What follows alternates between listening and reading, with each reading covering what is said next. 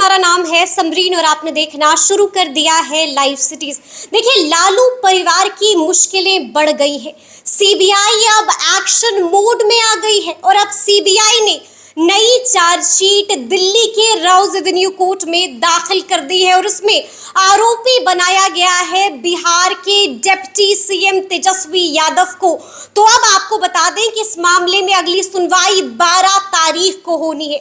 तो ऐसे में अब इस मामले पर जमकर सियासत भी हो रही है और कई सवाल खड़े हो रहे हैं। देखिए, पहला सवाल तो ये है कि अब नीतीश कुमार क्या करेंगे?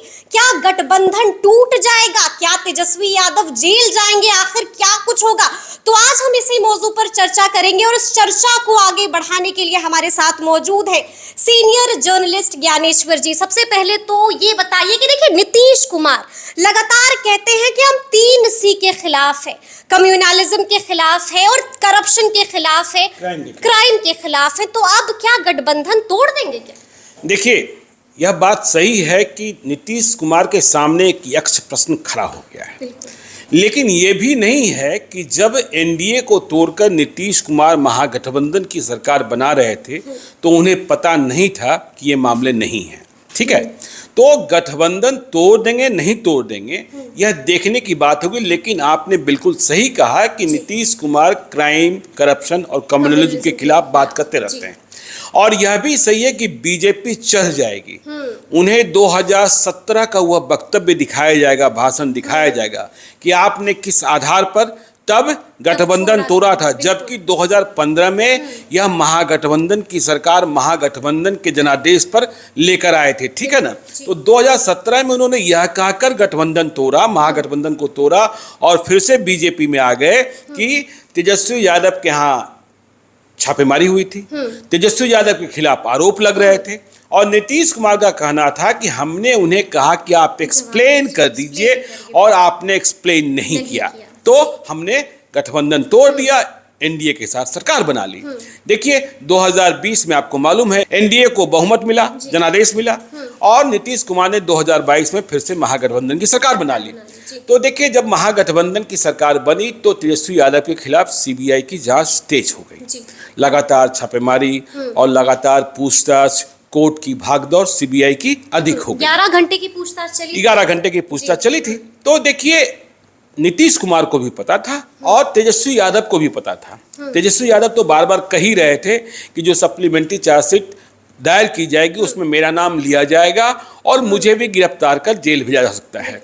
लेकिन नीतीश कुमार भी कह रहे थे कि जब हमने सरकार बनाई है, पिछले 5 वर्षों में सीबीआई शांत बैठी रही क्योंकि हमने उन्हें छोड़ दिया था और हम बीजेपी के साथ आ गए थे, लेकिन जब हम साथ आए हैं तो फिर से उछल कूद शुरू हो गई है, बौखलाहट शुरू हो गई है। तो आज तो चार्जशीट पर बात आ गई। तो अब तो बीजेपी और जितने भी जो नीतीश विरोधी हैं, आरजेडी विरोधी हैं, वे इस बात को कहेंगे कि अब जबकि चार्जशीट दायर हो गई है तो क्या आप चार्जशीट को बिहार में डिप्टी सीएम बनाए रखेंगे? यह बड़ा सवाल पैदा होगा। और अब मांगेंगे एक्सप्लेनेशन नीतीश कुमार। हाँ, अब नीतीश कुमार क्या कहेंगे? लेकिन देखिए, अब नीतीश कुमार के पास कहने का क्या है? नीतीश कुमार क्या बचाव करेंगे? जब मीडिया में बातें आएंगी, सामने आएंगी, सवाल पूछे जाएंगे तो नीतीश कुमार वही कहेंगे कि 5 साल से तो कुछ नहीं हो रहा था और अब कर दिया गया।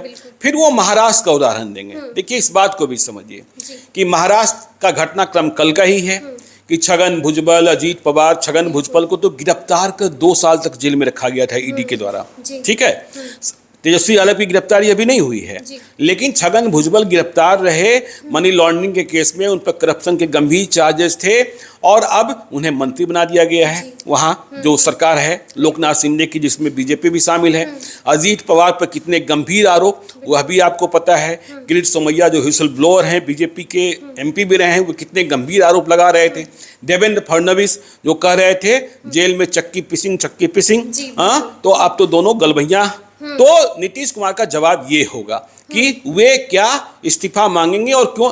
तो इसलिए देखिए, मुझे इस बात में तो कोई दम नहीं लगता है कि इस कारण बिहार में महागठबंधन टूटने जा रहा है या तेजस्वी यादव सरकार से बाहर होने जा रहे हैं। हाँ, जो आपने दूसरा सवाल किया कि क्या तेजस्वी यादव गिरफ्तार कर लिए जाएंगे, जेल भेज दिए जाएंगे, तो देखिए, इस वीडियो के पहले हमने सुप्रीम कोर्ट के एडवोकेट AK सिंह से बात की थी। वो देश के सबसे बड़े कॉनमैन, महाठग सुकेश चंद्रशेखर के भी वकील हैं। जी। तो AK सिंह ने कहा कि तेजस्वी यादव को जेल जाने की जरूरत नहीं होगी। तो उन्होंने कहा कि देखिए, मैंने पूछा क्यों, बिल्कुल। तो उन्होंने कहा कि देखिए जो प्रक्रिया है और सुप्रीम कोर्ट के कई जजमेंट स्पष्ट हैं कि यदि आपने जांच के दौरान गिरफ्तार नहीं किया, क्योंकि जांच के दौरान ऐसी संभावनाएं बनी रहती है कि अभियुक्त जो है साक्ष्य मिटा सकता है, गवाह को डरा सकता है, भाग सकता है, तो आप चार्जशीट के बाद गिरफ्तार नहीं कर सकते हैं। तो उनका यह कहना था कि देखिए जो प्रक्रिया ये होगी कि कोर्ट में सुनवाई के दौरान तेजस्वी यादव बेल की डिमांड करेंगे, CBI विरोध करेगी, लेकिन तेजस्वी यादव को जमानत मिल जाएगी, उनका यह कहना था। लेकिन एक और सूरत समझिए, देखिए चूंकि राजनीतिक दांवपेच भी शामिल है, कानूनी तो है कि यदि सब कुछ बिगड़ गया और तेजस्वी यादव को लेकर नीतीश कुमार पर इतना बड़ा दबाव बढ़ा तो क्या होगा? बिल्कुल। क्या महागठबंधन की सरकार नहीं चलेगी? बिहार में सरकार गिर जाएगी? हम सुबह से देख रहे हैं कि अलग अलग तरह की बयानबाजी होती है। जिस तरह से हम देखें, संतोष सुमन ने तो बजाबते अल्टीमेटम दे दिया कि 10 से 15 दिन ठहरिए, और उसके बाद देखिए कैसे तेजस्वी नहीं, यादव देखिए, मुख्यमंत्री बन नहीं, गए। संतोष सुमन के कहने से, उपेंद्र कुशवाहा के कहने से, चिराग पासवान के कहने से, आप तो देखिए चिराग पासवान चाहे जो भी कह रहे थे, तेजस्वी यादव के मुख्यमंत्री बनने का सवाल तो पैदा होता नहीं है, चार्जशीट हो गए, ठीक है ना। तो वो बात तो गई। और मैंने और भी वीडियो किए हैं आज जिसमें मैंने कहा कि JDU में कोई टूट होने जा रहा है विधायक दल में, मुझे इस बात की संभावना अभी नहीं लगती है। हाँ, कुछ सांसद टूटेंगे, लेकिन वो भी दिसंबर जनवरी महीने में, जिन्हें टिकट को लेकर अंदेशा होगा, आशंका होगा, कुछ इधर जाएंगे कुछ उधर जाएंगे।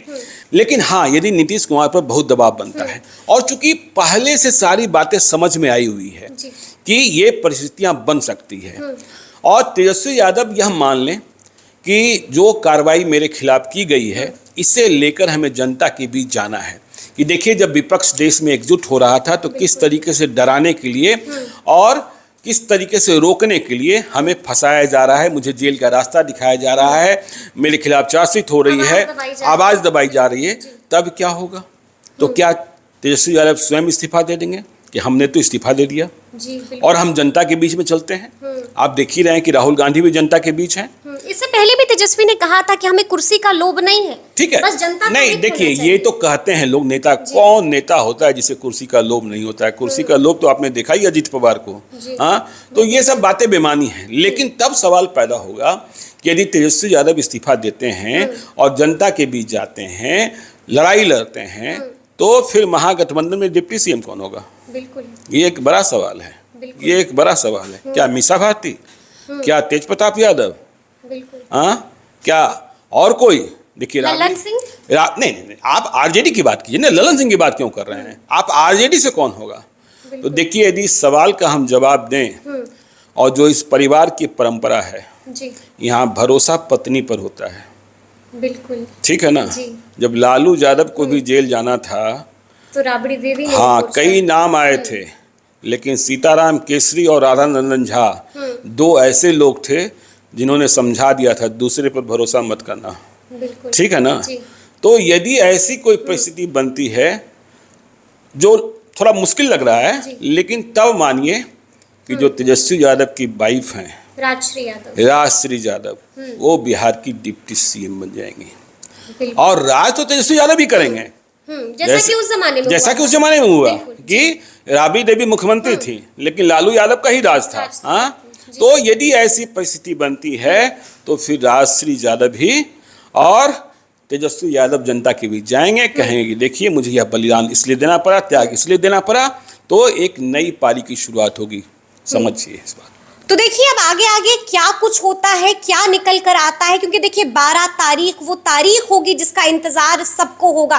तो अब आगे क्या कुछ होगा बिहार की राजनीति में, इसी तरह से हम आपको बताते रहेंगे, आपके लिए डिकोड भी करेंगे। तो इस तरह के तमाम अपडेट्स के लिए ऐसे ही हमारे साथ बने रहिएगा और देखते रहिएगा लाइव सिटीज। बहुत शुक्रिया।